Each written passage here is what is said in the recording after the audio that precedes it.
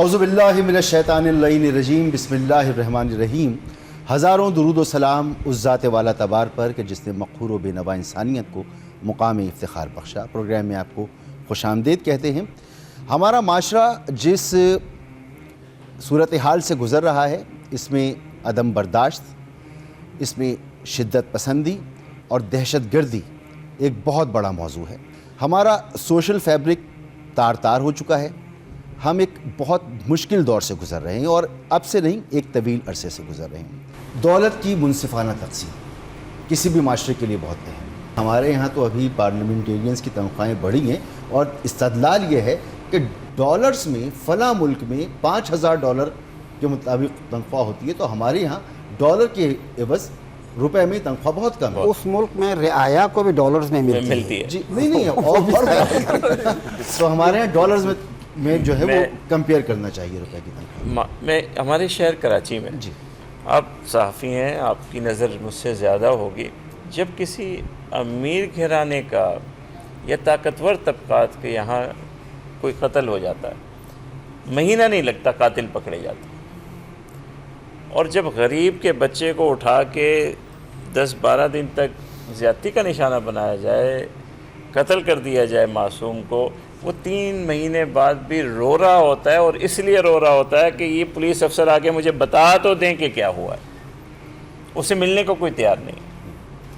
جب اتنا تفاوت ہے آپ کے معاشرے کے اندر، تو آپ نے بگاڑ تو پیدا کر دیا ہے۔ اب اتنی آگ لگی ہوئی ہے ہمارے ملک کے اندر، الگ الگ جگہوں پہ الگ الگ آگ لگی ہوئی ہے۔ مجھے بتائیے کہ اس آگ کو بجھانے کے لیے بحیثیت قوم اور ریاست ہم کر کیا رہے ہیں؟ کوئی آپ کو انیشیٹو معلوم ہے کہ مذہبی انتہا پسندی کو ختم کرنے کے لیے کوئی کام ہو رہا ہے؟ میں تو نہیں جانتا، کوئی انیشیٹو میں نے نہیں دیکھا ہے۔ آج آپ کوئی کام شروع کریں گے تو 5 سال بعد ختم ہوگا نا، 10 سال بعد ختم ہوگا۔ تو ہم تو پچھلے 20 سال سے مرتے ہی آ رہے ہیں نا، لاشیں اٹھاتے آ رہے ہیں۔ تو کام کیا کیا ہے آپ نے؟ کیا بات؟ کب یہ مکمل ہوگا جب آپ نے شروع ہی نہیں کیا ہے کچھ، جب آپ کچھ کرنا ہی نہیں چاہ رہے؟ خدا را اس ملک کے ساتھ ہم نے خود، اب اس معاملے میں نہیں مانتا کہ غیروں نے کیا کیا ہے، دشمنوں نے، ان کا تو کام ہی دشمنی نکالنا ہے۔ 5 سال میں تو ہمارا روڈ کمپلیٹ نہیں ہوتا، اور ہوتا بھی ہے جو ہو جاتا ہے 2 مہینے میں ٹوٹ جاتا ہے۔ تو خدا را اب بحیثیت قوم ہم اپنے اس ملک کے ساتھ بہت کھلواڑ کر چکے۔ ہم نے ناشکری کی انتہا کر دی ہے، ظلم کی انتہا کر دی ہے، معاشرتی ناانصافی کی انتہا کر دی ہے۔ اب تو ہمیں ڈر لگنے لگا ہے کہ اللہ کا عذاب کی یہ شکلیں نہ ہوں۔ جب آپ اتنی ناانصافی کریں گے، اتنا ظلم کریں گے، اللہ کی اتنی بڑی نعمت کی اس درجے پہ جا کے ناقدری کریں گے، تو اللہ تعالیٰ کی تو سنت ہے نا، پھر ناقدری کی سزا ہے، وہ نعمت چھن جاتی ہے۔ بالکل ایسا۔ اور ناانصافی اور ظلم کے پیمانے اللہ کو پسند نہیں ہیں دنیا میں، وہ ٹوٹ جاتے ہیں۔ تو خدا را ہم سب عالم بھی، اس ملک سے ہماری عزت ہے۔ ہم جو تقریریں کرتے ہیں بیٹھ کے، تو پاکستان پہ ہی کر رہے ہیں نا، دوسری جگہ تو ہمیں کون سنے گا؟ ظاہر سی بات ہے، مدرسے ہمارے ہیں، خانقاہیں پاکستان میں ہیں، ادارے آپ کا میڈیا ہے پاکستان میں ہے، ہماری فوج ہے پاکستان کی ہے، ریاست، حکومت، یہ سب گھوم رہے ہیں پاکستان میں۔ تو اب بہت ہو چکا ہے، مہربانی کریں اس ریاست پہ ہم خود رحم کریں، اب کسی تعمیر کی طرف کریں۔ تخریب بہت کر لی ہم نے، بہت کر لی، اب تعمیر کی طرف کریں۔ اس کا طریقہ کیا ہے؟ معاشرتی ناانصافیوں کو ختم کریں، اپنے اسوہ کی طرف، بزرگوں کی طرف لوٹ کر کے جائیں، برابری لے کر کے آئیں، اسلامی اصولوں کو اپنے ملک میں رائج کریں جس کے لیے ہمارے بزرگوں نے قربانی دی تھی، اس اصل کی طرف واپس لوٹیں، اور اس نظام کو، اس اصول کو یہاں لے کر کے آئے، لوگوں کی محرومیاں ختم کریں۔ علامہ صاحب نے بہت خوبصورت اشارہ کیا کہ اگر آپ کسی کو سزا بھی دیتے ہیں تو یہاں تو یہ بھی اعتراض ہے کہ آپ سزا میں اعتدال نہیں رکھتے، آپ آگے بڑھ جاتے ہیں، یہ بھی غلط ہے، یہ بھی ظلم ہے۔ المظلوم لا یظلم، کسی کو بھی ظلم کرنے کا اختیار نہیں ہے، ہر شخص اپنے دائرہ کار میں یہاں پہ کام کرے، اور مدارس بھی، مساجد بھی، علماء بھی، صحافی بھی، ہم سب کا جو رول ہے ہم ادا کرنے کو تیار ہیں، مگر ریاست تو آئے نا میدان میں۔ تو ایسا تو نہیں سلفی صاحب کہ ہم سب ہی، پورا معاشرہ اپنا رول پلے نہیں کر رہا، ہم باتیں ضرور بالکل کرتے ہیں، اب کہا جاتا ہے کہ جیسے حکمران جیسی عوام ویسے حکمران. اب اس کو ذرا مجھے سمجھائیے کہ عوام تو مجبور ہے کہ اسے ریاست نے ایک ایکو سسٹم دینا ہے, تعلیم کا, صحت کا, ذہنی پستی سے نکال کر بلندی کی طرف لے کے جانے کا. وہ ایکو سسٹم بھی دستیاب نہیں ہے. جب دستیاب نہیں ہے تو معاشرے میں ہی برائیاں ہوں گی نا. تو معاشرے میں برائیاں ہوں گی تو پھر برے حکمران تو آگے آئیں گے کیسے بہت اس معاملے سے؟ ذرا اس کو سمجھائیں. یہ بڑی آسانی سے کہہ دیا جاتا ہے کہ جیسی عوام ویسے حکمران. ہم سب ذمہ دار ہیں. جی.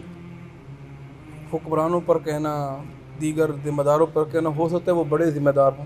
دیکھیے حضرت عمر نے فرمایا اگر کتا بھی مر جاتا ہے تو جواب دہ میں یہی عرض کر رہا ہوں, وہ بڑے قصوروار ہوں گے اور عوام چھوٹے مجرم سارے ہیں. اور اپنے جرم کا ارتکاب اگر ہم چھوڑ دیں, اپنی اصلاح کر دیں تو تبدیلی اور تغیر آ سکتا ہے. مفتی صاحب نے اور آپ نے سوال کیا مساوات کا. جی. اتنا آپس میں فرق کیوں ہے؟ کچھ لوگ کس طرف ہیں, کچھ لوگ کس طرف ہیں. کسی کو جلدی انصاف ملتا ہے, ایک کسی تو کو جان کا قتل ہے, ایک معاشی قتل ہے. ایک بہت بڑی کسی عوام کو ہے جس کا معاشی قتل ہو رہا ہے. جی بالکل صحیح بات. دیکھیں اللہ کے رسول صلی اللہ علیہ وسلم کے پاس ایک سفارش آئی. علماء جانتے ہیں, آپ نے سنا, مشہور واقعہ ہے مخزومی خاتون کی کہ چوری کر لی. اللہ کے رسول اس کا ہاتھ نہیں کٹنا چاہیے, خاندان وعدہ بڑا ہے. اور سفارش کس کے ذریعے آئی؟ اللہ کے رسول صلی اللہ علیہ وسلم کے منہ بولے بیٹے کے ذریعے آئی. لیکن اللہ کے رسول صلی اللہ علیہ وسلم اس بات پر ناراض ہوئے اور غصہ کیا, چہرہ لال ہو گیا. آپ صلی اللہ علیہ وسلم نے اس وقت ایک جملہ کہا, ہمارے حکمرانوں کو سننا چاہیے. وہ جملہ کیا کہا؟ آپ اس فاطمہ مخزومی خاتون کے لیے سفارش کر رہے ہو, اس نے چوری کی اور اس پر سزا قائم نہ ہو. لو ان فاطمہ بنت محمد سرقت لقطعت یدہا. یہ انصاف. اگر میری لخت جگر, میری بیٹی جو خواتین کی صحت و نساء اہل الجنہ ہے, اگر میری بیٹی نے بھی یہ جرم کیا ہوتا تو میں ان کے ساتھ بھی یہ سزا مقرر کرتا. دیکھیں ہمارے آئیڈیلز کون ہیں؟ آج یہ ظلم جبر کیوں ہے؟ امیر تر ہوتے جا رہے ہیں, غریب تر ہوتے جا رہے ہیں. یہ جرم بہت بڑے جرم ہیں, ان کو روکنا چاہیے, لیکن ان کے اسباب پر بھی توجہ ڈالنی چاہیے کہ وجہ کیا ہے. ایک آدمی اتنے بڑے جرم کا ارتکاب کیوں کرتا ہے؟ یہ آخر کسی پر گن پوائنٹ رکھ کے اس کو لوٹنے والا عمل, اس کی وجوہات کیا ہیں؟ اس سے پوچھیں تو کہتا ہے میرے پاس کھانے کو نہیں.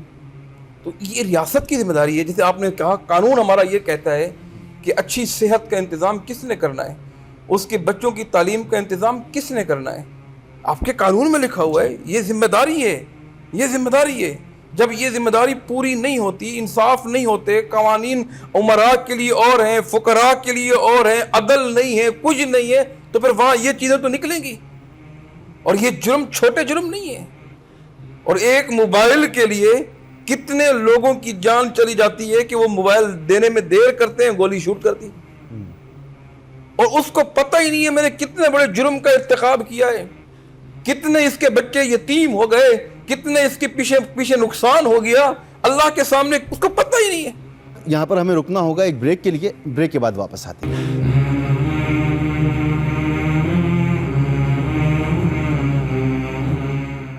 جی سلوی صاحب, آپ بریک سے پہلے فرما رہے تھے پچھلے دنوں ایک آپ کی ہی C21 میں چل رہا تھا, ایک بچے کو پکڑا, بھئی آپ نے چوری کیوں کی؟ کہنے لگا میں نے تو 20,000 روپے صرف چوری کیے, میں نے کون سا بڑا جرم کیا. باقاعدہ انٹرویو دے رہے ہیں, اور آپ نے سنا ہوگا وہ انٹرویو, باقاعدہ کہہ رہا ہے کہ میں نے تو چھوٹا سا جرم کیا ہے. اس کا معنی کیا ہے, وہ کیوں کہہ رہے ہیں؟ اسے سوچنے کی ضرورت ہے. کچھ سمجھانا چاہ رہے ہیں کہ میں چھوٹا مجرم ہوں, بڑے مجرم گھوم رہے ہیں. مدعا یہ ہے کہ انصاف ہونا چاہیے. علامہ صاحب نے آیت پڑھی, اے دلو اقرب للتقویٰ. دیگر چیزیں, یہ تفاوت ختم ہونا چاہیے. جب انصاف ہوگا اور ظالم کو اس کی سزا ملے گی, مظلوم کے ساتھ اس کا انصاف ہوگا, تو پھر یہ نظام بہتری کی طرف آئے گا. اچھا بڑے تو ہیں ہی ہیں, چھوٹے ہم لوگ جو ہیں عوام اور رعایا, وہ کیسے ذمہ دار ہیں؟ بالکل. اچھا قبلہ, میں آپ نے جو کہا نا کہ ہر جرم کرنے والا یہی دلیل دیتا ہے اپنے آپ کو تسلی دینے کے لیے کہ میں مجبور ہوں. بھائی قرآن مجید نے آپ کی اس دلیل کا تیا پانچا کر دیا. فمن استر غیر باغ ولا متجانف للإثم، اصول بیان کیا ہے کہ اگر آپ مضطر ہیں کہ آپ کی زندگی کو خطرہ ہو گیا، کچھ نہیں ہے، تو پھر حرام کاری، کوئی حرام کھا لیتے ہیں یا کسی طرف کام میں چلے جاتے ہیں، غیر متجانف للإثم، یہ مدعا ہے. یہ مدعا ہے. آپ تو ماشاءاللہ دن میں 10-12 لاکھ کے موبائل چوری کرتے ہیں تو آپ کی بھوک ہی نہیں مٹ رہی ہے. کتنے موبائل چوری کرنے ہیں آپ کو، کتنا کھانا کھانا ہے دن میں؟ یہ تو اپنے اپنے دل کو تسلی دی ہوئی ہے. آدھی مجرم ہو جاتے ہیں. بالکل یہ آپ نے اپنے دل کو اپنے دل کو تسلی دینے سے کچھ نہیں ہوتا. معاشرے میں ہمارے یہاں مذہبی جماعتیں ہیں، سیاسی جماعتیں ہیں، ایسی بھی جماعتیں ہیں جن کا سیاست سے تعلق نہیں ہے، معاشرے کی اصلاح کے نام پر ہیں، مگر کہیں پر بھی معاشرے کی اصلاح کی تحریک نہیں نظر آتی. یعنی ہمارا معاشرہ کیسا ہونا چاہیے، یہ ایجنڈا، یہ پروگرام مجھے کسی کے منشور میں نظر نہیں آتا. بہت خوبصورت بات. تو یہ بتائیں کہ یہ کتنی بڑی ذمہ داری ہے، اور اگر پوری نہیں ہوتی تو مذہب کیا کہتا ہے؟ ہمارے دوست ابوبکر محی الدین صاحب نے اپنی گزشتہ گفتگو میں بہت خوبصورت نقطہ اٹھایا تھا، اور وہ وہی ہے جو آپ کہہ رہے ہیں. خوب غور کریں. انہوں نے کہا کہ ہم نے کب شروع کرنا ہے تاکہ 10 سال 20 سال کے بعد اس کا نتیجہ آ جائے.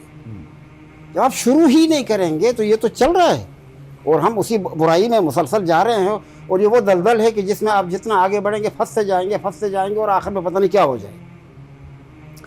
یہ واقعی ایک سینسٹیو انسان، ایک حساس انسان جو بھی ہے، اسے یہ فکر ہونی چاہیے کہ ہم نے معاشرتی اصلاح کے لیے کیا قدم اٹھایا ہے، اور ہم کب اٹھائیں گے، کب شروع کریں گے. نہیں، ہمیں کوئی تو بتایا آ کر کہ ہم یہ چاہتے ہیں کہ معاشرہ ایسا ہونا چاہیے. ہاں، تو وہ میں پھر وہی عرض کرتا ہوں کہ یہ 2-3 حصے ہیں. دیکھیں، خوب غور کریں. علماء کرام ہیں، صحافی حضرات ہیں، حکومت ہے.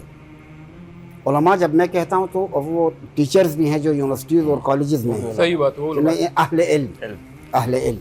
اہل علم کی ذمہ داری ہے کہ وہ معاشرہ سازی کے لیے قدم اٹھائیں.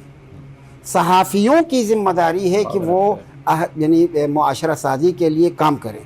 اور ان سب سے بڑھ کر ریاست کی ذمہ داری ہے، سب سے بڑھ کر، اس لیے کہ وہ بینیفیشری بھی تو سب سے زیادہ ہیں. اس ریاست کا فائدہ بھی تو وہی اٹھا رہے ہیں. جب فائدہ وہ اٹھا رہے ہیں تو اس ریاست کو بنانے کی ذمہ داری کس کی ہوگی؟ انہی کی ہونی چاہیے. اور ایک ابھی اختیار بھی ان کے پاس ہے. تمام علماء کرام کی گفتگو کے لابلا ان کے دوران ایک چیز سمجھ میں آ رہی تھی جو یعنی کھل کے بیان نہیں ہوا لیکن وہ سب کے بیان میں موجود ہے. عدل اجتماعی قائم کیے بغیر جرائم کا خاتمہ ہو نہیں سکتا ہے. واہ، یہ ذہن میں رکھیے. بالکل. آپ اجتماعی عدل کو قائم کریں، اس کے بغیر جرائم ختم ہوں گے نہیں. آپ ایسے ہی چاہیں گے کہ مثلا بلوچی ایمان لے آئیں، فلانی ایمان لے آئیں، اور جب کہ عدل اجتماعی آپ قائم نہیں کریں تو نہیں ہوگا. یہ عدل اجتماعی، جس کا جو حق ہے وہ اسے دو، اور جب تک اس کا حق اسے نہیں دیں گے برائی ختم نہیں ہوگی. برائی ڈنڈے کے زور پہ ختم تھوڑی ہوتی ہے، عدل اجتماعی سے ختم ہوتی ہے. گھر کے اندر بھی آپ دیکھیں، یہ اصول ہے. ہاں بالکل. گھر کے بچیوں کے اندر، یعنی آپ مثلا فرض کریں باپ ہیں، اگر آپ ان کے جس کا جو حق ہے وہ نہیں دیں گے تو وہ کسی دن پھٹ جائے گا. وہ بچہ پھٹ جائے گا، وہ بچی پھٹ جائے گی. یہ بالکل قانون ہے. آپ عدل اجتماعی کے لیے کام کریں، اور اس عدل اجتماعی کو قائم کرنا ہم سب کی ذمہ داری ہے، ہم سب کی. اور خصوصاً جس کی جتنی زیادہ عقل ہے اس کی اتنی ذمہ داری زیادہ ہے، کیونکہ انسان مکلف ہے اپنے عقل کے حساب سے، جو جتنا سمجھتا ہے اس سمجھ کے حساب سے. تو یہ ہم سب کی ذمہ داری ہے، اور واقعاً ہمیں اس پر کام کرنے کی ضرورت ہے، شعوری طور پہ کام کرنے کی ضرورت ہے معاشرے کو اٹھانے کے لیے. یہ جو پروگرامز آپ مثلا ماہ مبارک رمضان میں پروگرامز کرتے ہیں، اس کا ایک ہدف ہی یہی ہونا چاہیے کہ معاشرہ سازی ہو. معاشرہ کو، یعنی معاشرے میں معاشرتی بیماریاں کون سی ہیں، اس کے کازز کیا ہیں، اور اس کا علاج کیا ہے، ان پر بحث ہونی چاہیے. اصلاح کیسے اور ہونی جب تک کہ ہم ان چیزوں کے اوپر کام نہیں کریں گے ہمارا معاشرہ درست سمت میں نہیں بڑھ سکتا. اور بریک کے بعد گفتگو یہیں سے شروع کرتے ہیں.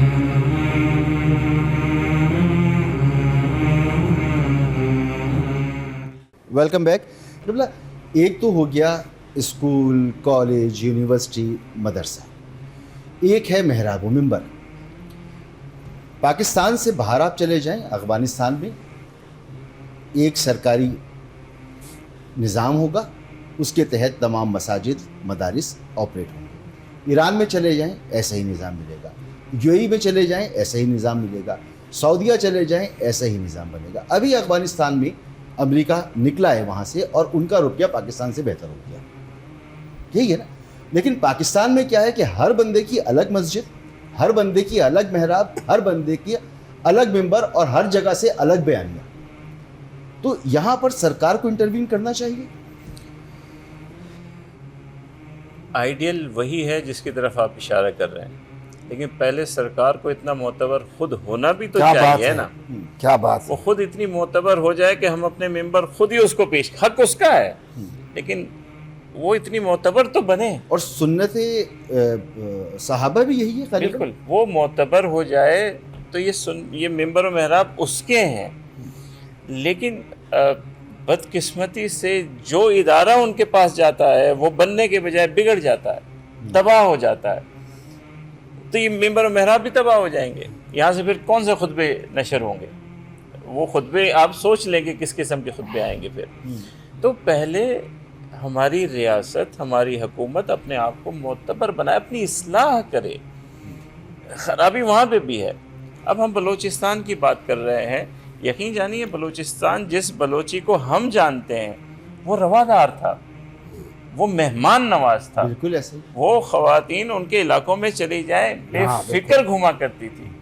وہ مذہب سے محبت کرنے والا تھا. ہم میرے خیال بہت سے علاقوں سے سب سے بہترین روادار, محبت کرنے والا, محب وطن تھا. لیکن آج یہ کہانی یہاں کیسے پہنچی؟ ان کی بھی کوتاہیاں ہیں, وہ بھی لوگوں کے کہنوں میں آئے ہیں, بہکاوے میں آ گئے ہیں, غلط راستے اختیار کر لیے ہیں. یہ ان کے راستے صحیح نہیں ہیں, تباہی کے راستے ہیں. اگر اسی راستے پہ چلیں گے تو ہم سب کی آواز ہے کہ انہیں تباہ کر دیا جائے. لیکن جو ان کی محرومیاں ہیں, جو حقیقی ان کے مسائل ہیں, ہم سب علماء ان کے ساتھ آواز اٹھانے کو تیار ہیں محرومیوں کے لیے. مگر جو راستہ انہوں نے اختیار کیا ہے وہ غلط ہے. اس راستے پر تو ہم ان کے لیے ایک لفظ بھی کہنے کو تیار نہیں ہے. وہ تو اعلی کار بن گئے. یعنی اگر گھر میں آپ کو ایک روٹی کم مل رہی ہے اور اس کے بدلے میں آپ گھر ڈھانے پہ گر جائیں گے تو روٹی کی بات تو بعد میں کی جائے گی. پہلے تو گھر بچایا جائے گا آپ کے ہاتھ سے, پہلے آپ کے ہاتھ سے گھر بچایا جائے گا. آپ مانتے ہیں تو ٹھیک ہے, ورنہ آپ کو کہیں کوئی بندوبست کیا جائے گا کہ گھر تو نہ گراؤ. پھر آپ کی بات ہوگی کہ کیا محرومی. ہم سب کسی کے ساتھ اگر زیادتی ہے تو علماء اس کے ساتھ ہیں. مگر کون سے علماء ساتھ ہیں, میں تو یہی عرض کر رہا ہوں. ہم آواز اٹھا رہے ہیں, آپ نے آواز اٹھائی, آپ نے آواز اٹھائی, ہم نے آواز اٹھائی, مولانا بھی اپنی باری میں آواز اٹھا دیں گے. دیکھیے جو مظلوم طبقات ہیں ان کے لیے ہماری مذہبی فریضہ ہے کہ ہم آواز اٹھائیں, مظلوم کے حق کے لیے آواز اٹھائیں. لیکن ظالم کا ہاتھ روکنا بھی ہمارا فریضہ ہے. یہ دونوں فریضے ہمیں کرنے ہیں. اور میں نے پہلے اشارہ کیا کہ المظلوم لا یظلم, المظلوم لا یظلم. اب ہونا کیا چاہیے, راستہ کیا ہے اس کا؟ ہماری ریاست کو فی الفور چند کام کرنے چاہیے. جہاں جہاں محرومیاں ہیں ان محرومیوں کے خاتمے کے لیے فی الفور اقدامات کرے. جب ایک بلوچستان کا بچہ یہ دیکھتا ہے کہ کراچی میں AC بسیں چل رہی ہیں, لاہور کی سڑکیں دھل رہی ہیں, اس پر رنگ ہو رہا ہے, اور اس کے پاس سڑک ہی نہیں ہے, اس بلوچی بچے کا جواب, سوال کا جواب ہم میں سے کسی کے پاس نہیں. کیوں ہے یہ فرق؟ کیوں ہے یہ الگ بحث ہے کہ وہاں کے لوگوں نے نہیں لگایا, کرپشن ہے, لیکن یہ فرق ہے. وہ مالا مال ہے, وہ غریب بھی نہیں ہے, اس کے پاس وسائل بھی ہیں, ریسورسز بھی ہیں. تو اگر میری سڑکیں بنی ہوئی ہیں, میرے بازار مزین ہے, ہر سامان ہے اس کے اندر, تو یہ ساری چیزیں جو میرے بچے جس فیسلٹیز کو انجوائے کر رہے ہیں وہ میرے ملک کے ہر والد کے بچوں کو ملنے چاہیے. یہی راستہ ہے آگے بڑھنے کا. لیکن یہ آگے کی بات ہے. آج جو لوگ اس ملک کو گرانے کے لیے لوگوں کے اعلی کار بن چکے ہیں اور غلط راستہ اختیار کر چکے ہیں, وہ بھی ہم بات کریں گے. لیکن ان کو روکنا, اگر یہ نہیں رکتے کہ ان کی بے کنی کرنا, یہ سب سے پہلا کام ہونا چاہیے. دونوں کام اکٹھے ہونے چاہیے. اور شیعہ سنی مسائل, شدت پسندی, برداشت کیسے آگے بڑھے, رواداری کیسے آگے بڑھے. بدقسمتی سے یہ تین مل کر کے کام کریں گے, میڈیا, علماء اور ریاست. تب یہ پیغام مؤثر اب ہوگا۔ ایک عام آدمی کا سوال ہے قبلہ کہ یا علماء، ریاست، وکلاء، اساتذہ، تمام طبقہ فکر کے لوگ مل کر ایک سوچ پر آ جائیں۔ اب میں صرف علماء کی بات کرتا ہوں۔ اب علماء تو یہ اذان پہ اتفاق نہیں رکھتے، ایک اذان نہیں ہوتی، ایک وقت میں نہیں ہوتی، تو ذرا اس پر بھی تو وضاحت کیجئے کہ یہ اختلافات کہ ایک اذان پہ اتفاق نہیں ہے ہمارا۔ میں مفتی صاحب کی بات کو آگے کرنا چاہوں گا۔ آپ کا سوال بھی ماشاءاللہ ٹھیک ہے۔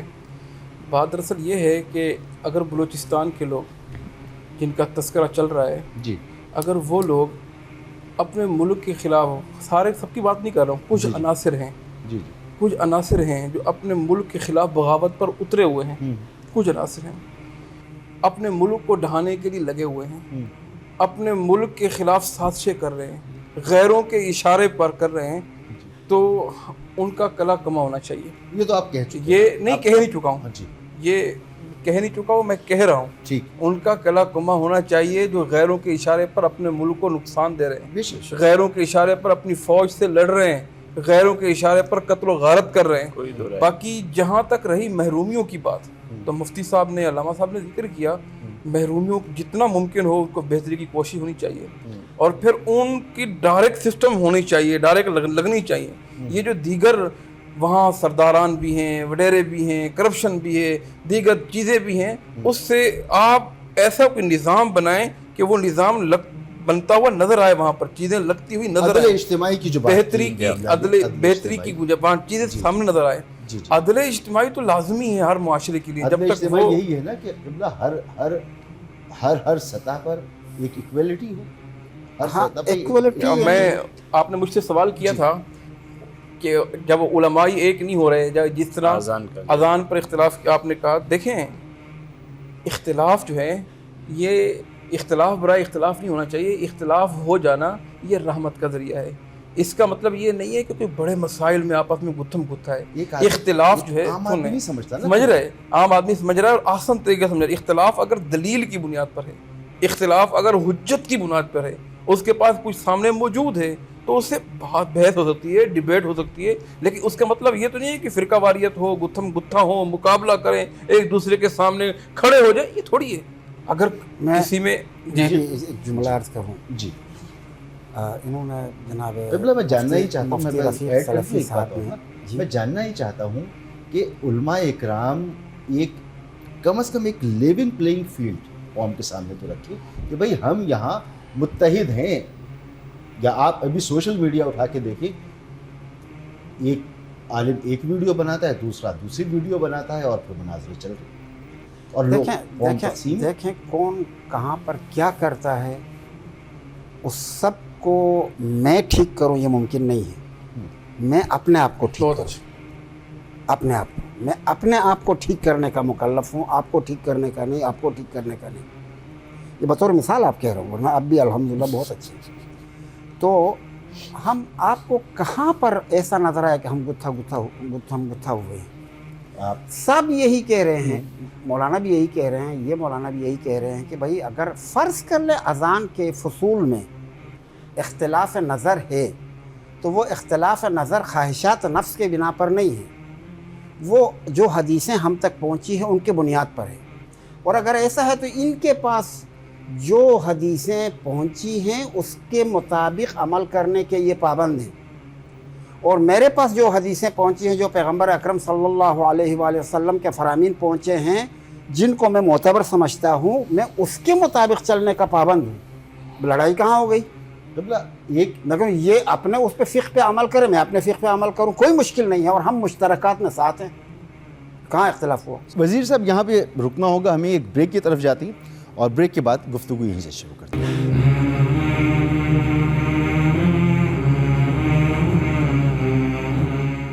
Welcome back. جی وزیر صاحب، سوسائٹی میں یہی ایک بڑی تفریق ہے نا کہ ایک اذان ایک وقت پہ ہو رہی ہے، دوسری اذان کوئی بات نہیں، ہونے دو، اس کے کلمات الگ ہیں، اس کے کلمات الگ ہیں، مگر اذان وہ چیز ہے جو کہ یقیناً جب اس میں اضافہ ہوا ہے تو اس میں مسعود بھائی اجتہاد کر کے ایک مسعود بھائی ایک اول ٹائم ہے، اجازت ہو، ایک اول ٹائم ہے، ایک آخر ٹائم ہے. اللہ کے رسول صلی اللہ علیہ وسلم نے 2 دن مسلسل پڑھ کے بتائی، ٹھیک ہے نا. ایک وقت میں 12 نماز اذانیں تو نہیں ایسا فجر کی اذان شروع ہوتی ہے آدھے گھنٹے تک چلتی ہے. سارے ایک مسجد میں آئیں گے بھی نہیں، سارے ایک مسجد میں تو نہیں آتے.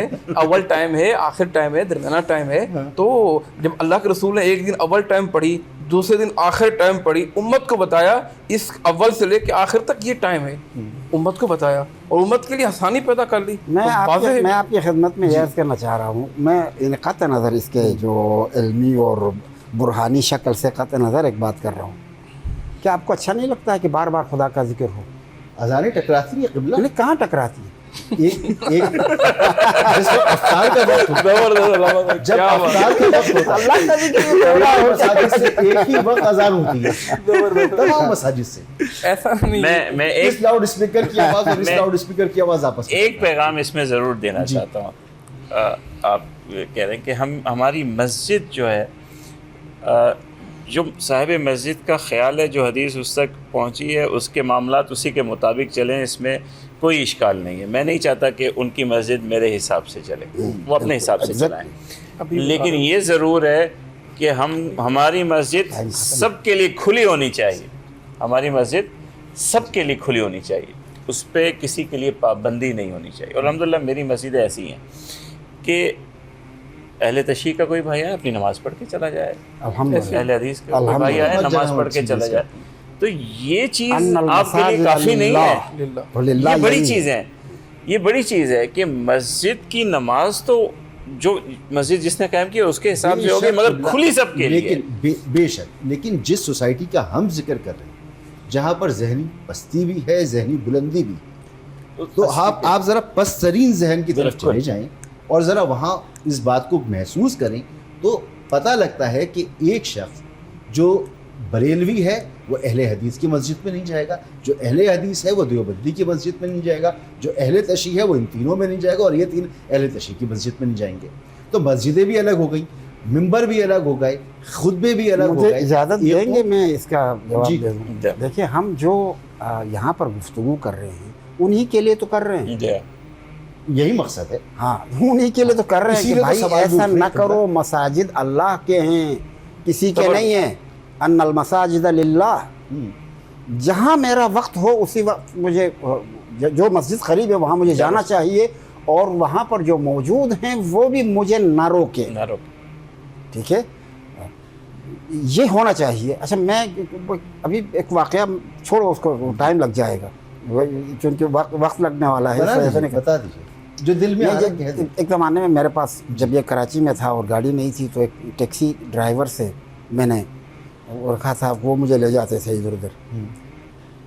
وہ شیعہ تھا ٹیکسی ڈرائیور، لیکن ایسا ان پڑھ سا ڈرائیور تھا، کوئی بڑا پڑھا لکھا نہیں تھا، پنجاب کا تھا. لیکن ایسا موحد میں نے بہت کم دیکھا ہے، یقین کر لیں. وہ جہاں جس وقت نماز کا وقت ہو، مجھے پہلے ہی کہتے تھے کہ نماز کے وقت ہم کہاں ہوں گے. وہ جہاں جس مسجد کے سامنے نماز کا وقت وہاں روکتے تھے، وہ جا کے نماز پڑھتے تھے. یہ ہوتی ہے یعنی نہیں جاتے تھے جی، آپ نہیں جاتے تھے؟ نہیں میں تو خود بہت جاتا تھا، وہ مجھے یہ سناتے ہی تھے. منشا ہی ہے، میں بس ذرائع تفنن بات کی ہے. لے جاتا ہوں کہ بھی نہ لو. اگر میں نے یہی بات ہے، جب قبلہ اپنے اس میں جائیں گے تو نہیں معلوم کہ کیا ری ایکشن آئے گا. یہ خوف رہتا ہے. وہ ان کا کام ہے نا، ری ایکشن دینا ان کا کام ہے. وہ اچھے ہوں برے ہوں اس سے میں ذمہ دار نہیں ہوں. ہو سکتا ہے ان کا ری ایکشن برا آ جائے، لیکن میں تو جاؤں کیونکہ میں اس کو خدا کا گھر سمجھتا ہوں. بے شک مجھے تو جانا چاہیے، اور ایک دن وہ بھی سدھر جائیں گے. جن کا ری ایکشن آتا ہے وہ بھی سدھر جائیں گے. جائیں گے تو سدھریں گے. ہاں جائیں گے تو سدھر جائیں گے. ہمارے ادارے میں آ جاتے ہیں کئی دفعہ شیعہ حضرات ساتھی آ جاتے ہیں، پڑھتے ہیں، بلکہ ہمارے طلباء تو ان سے اچھے طریقے سے ملتے ہیں، بھاگ بھاگ کے جاتے ہیں اور دونوں ہاتھ پہ سلام کرتے ہیں، استقبال کرتے ہیں. کئی دفعہ ایسا ہوا کہ ہمارے آئے ساتھی نماز پڑھنے کے لیے آئے ہیں، ایسا نہیں کہا کہ یہ شیعہ کیوں آ گئے ہیں، ہمیں بڑا احترام ملتا ہے. جو مسجد ہوتی ہے ایسی ہونا چاہیے، بالکل ایسی، اور یہ ہونا چاہیے، اور اس میں ڈر خوف نہیں ہونا چاہیے. اور ایسا کہیں نہیں ہوتا. بہت کم کسی جگہ پر کوئی بہت سی اعتراض کرے تو کرے اور اس سے گھبرائیے نہیں.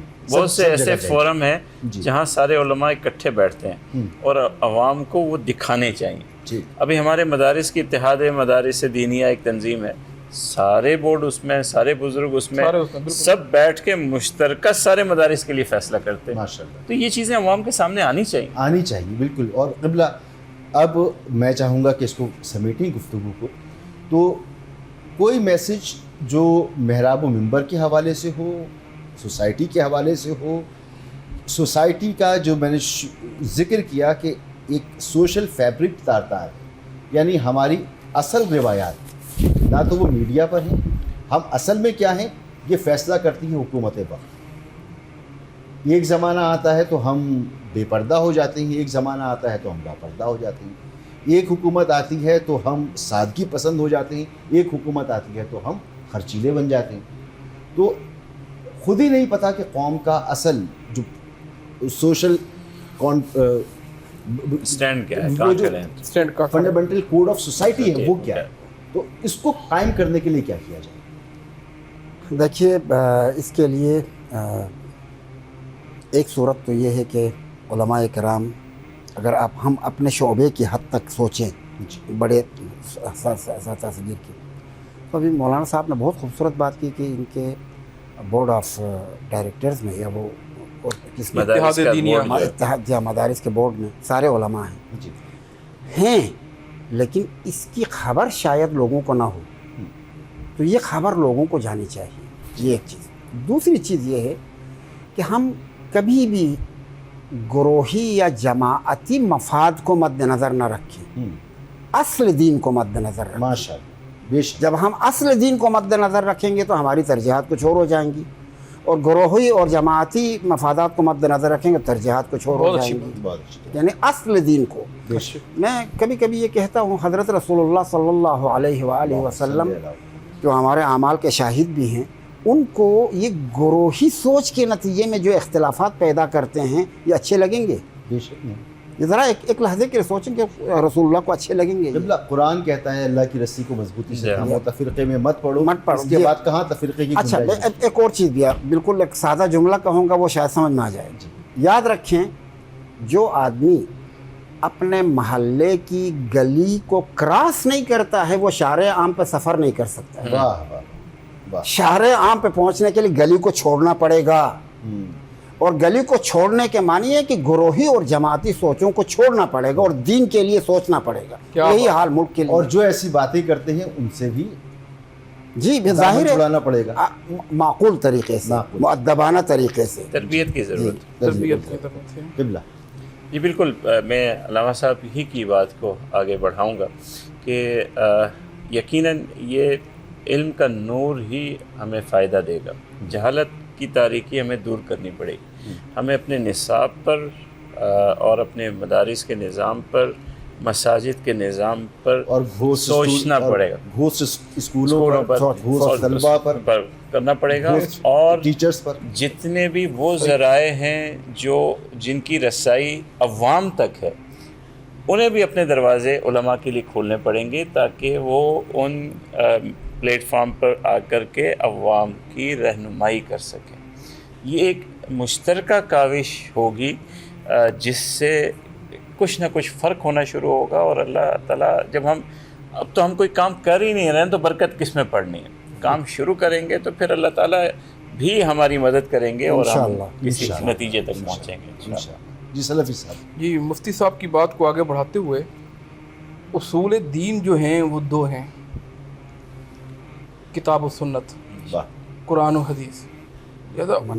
قرآن و حدیث کو سمجھیں, قرآن و حدیث پر عمل کریں, تفرقے سے اپنے آپ کو دور رکھیں. جو آپ نے حبل اللہ کی شامل کر لیں, قرآن و سنت و اہل بیت, سنت توقف کرتے ہیں تو قرآن میں اہل بیت ہے ہی, وہ ہیں ہی اسی کے, صحابہ بھی اندر ہیں, اہل بیت بھی اندر ہے. جب قرآن کہہ دیا تو سب اندر. قرآن میں اہل بیت موجود ہیں, اور حدیث میں سنت رسول میں اصولیات جب ہم عمل کریں گے تو ہمارے سے تفرقہ ختم ہو جائے گا. جو آپ نے حبل اللہ کا ذکر کیا ہے وہ کیا ہے؟ وہ یہی اصولیات ہیں کہ جو کتاب و سنت, یعنی قرآن و حدیث پہ ہمارا ایمان ہو، یقین ہو، زندگی اس کے مطابق گزاریں، چھوڑیں کون کیا کرتا ہے، کون کس پہ، اپنا حرف آخر کتاب و سنت کو بنا دیں۔ آج فرقے بازی کی وجہ کیا ہے؟ ہم نے اس سے دل چرایا، اس سے اپنے آپ کو پیچھے کیا، تو اختلاف کے اندر پڑ گئے۔ علماء موجود ہیں، میں زیادہ تو اس میں نہیں گفتگو کرتا، اتنا ہے کہ قرآن و حدیث پر، کتاب و سنت پر کاربند رہیں، انشاءاللہ تعالیٰ یہ کامیابی کی دلیل ہے۔ بہت خوب، بہت خوب۔ اور آج کی نشست میں ہم نے کوشش کی کہ جو معاشرتی مسائل ہیں ان پر گفتگو کر سکیں۔ ابھی سحر حاصل گفتگو تو نہیں ہو سکی، لیکن پھر بھی بہت سے سوچ کے دریچے کھلے ضرور ہیں۔ اور بڑی خوبصورت بات کی تمامی علماء اکرام نے، اور جیسے سلفی صاحب نے کہا کہ قرآن و سنت پر عمل کریں۔ اب قرآن و سنت میں اہل بیت بھی ہیں، کوئی کہتا ہے قرآن و اہل بیت پر عمل کریں، تو اہل بیت میں سنت بھی ہے، تو کوئی فرق نہیں ہے۔ عمل کریں، اور عمل وہ کریں جس سے معاشرہ اچھا ہو۔